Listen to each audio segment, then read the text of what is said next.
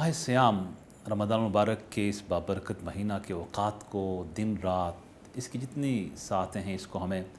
हुज़ूर नबी पाक आक़ाए दो जहां नबी कौनैन सल्लल्लाहु अलैहि वसल्लम की तालीमात के मुताबिक, मामूलात के मुताबिक गुजारने की कोशिश करनी चाहिए। सुन्नत रसूल का नूर हासिल करें,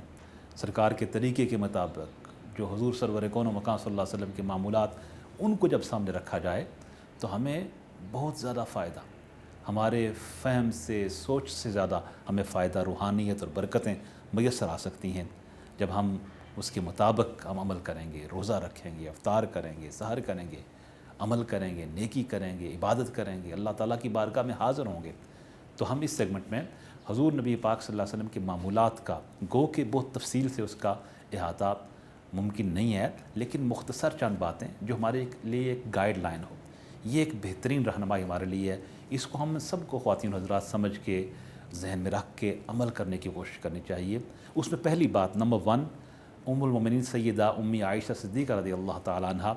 आप फरमाती हैं, कान रसूलुल्लाह सल्लल्लाहु अलैहि वसल्लम इज़ा दख़ल रमज़ान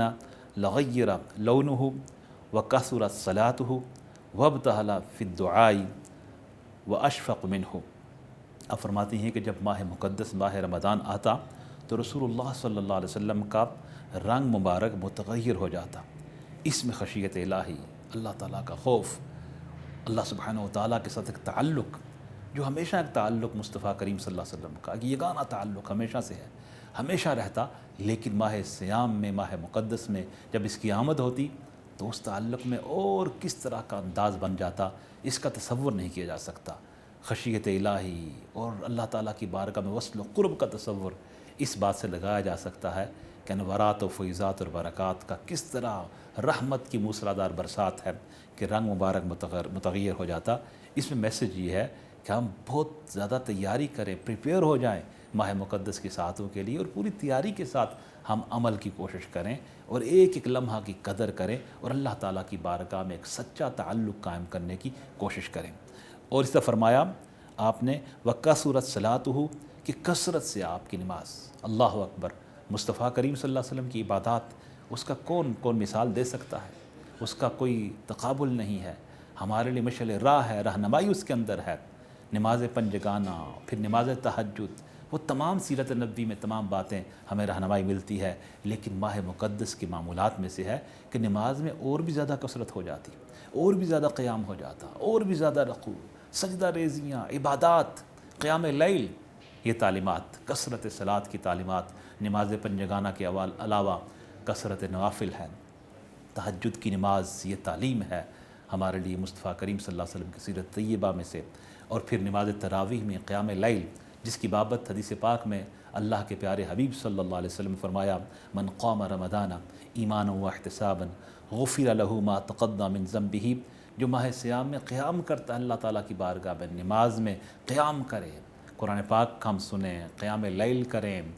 और तहज्जुद की नमाज़ पढ़ें, तरावीह की नमाज़ में अल्लाह की बारगाह में हाज़िर हों। क़याम लैल की बहुत फजीलत है, अल्लाह की बारगाह में हाज़िर होना जो क़याम करता है माह रमज़ान में ईमान की हालत में व इहतिसाबन, और सवाब की नीयत से, आका फरमाते हैं गुफ़िर लहू मा तक़द्दम मिन ज़ंबिही, अल्लाह ताला अपने फ़ज़ल से उसके साबिक़ा सारे गुनाहों को माफ़ फरमा देता है। गुनाहों की माफ़ी की खुशखबरी और बशारत मिल जाए और ये इनाम और इकराम मिल जाए, इससे बड़ी बात और क्या हो सकती है। और ये चीज़ मुस्तफ़ा करीम सल्लल्लाहु अलैहि वसल्लम के मामूलात को अपना कर इस माह मुक़द्दस के औक़ात को गुजारने में है। और इसी तरह उम्मी सय्यदा आयशा सिद्दीक़ा आपका मैं इरशाद पेश कर रहा था, आप फरमाती हैं वब्तहला फ़िद्दुआई, कि आप दुआ में और भी ज़्यादा तज़र्रो और इनकिसारी फरमाते, और भी ज़्यादा इज्ज़ो इनकिसारी, गिड़गिड़ा के अल्लाह की बारगाह में रजू करके। ये तालीम है हमारे लिए। मुस्तफ़ा करीम सल्लल्लाहु अलैहि वसल्लम आपके तो ज़ुबान अक़दस से और लब मुबारक की जुम्बश से दुआएं कबूल होती हैं, लेकिन अल्लाह ताला की बारगाह में आपने तरीक़ा ही उम्मत को बताया, ये तालीम अता फ़रमाई कि और भी ज़्यादा खुलूस से दुआ करो, झोलियाँ फैला के दुआ करो, अपने हाथों को दस्ते तमन्ना दराज करके दुआ करो, इखलास से, सच्चाई से, सिद्क़ से अल्लाह की बारगाह में ताल्लुक़ बना के आप दुआ करो। तो दुआ माह रमज़ान में मुस्तफ़ा करीम सल्लल्लाहु अलैहि वसल्लम के मामूलात में से है कि और भी यकसुई के साथ और भी ज़्यादा ताल्लुक़ बना के अल्लाह ताला की बारगाह में दुआ की जाती। और ये उम्मत के लिए पैगाम है, इसमें रहनुमाई है,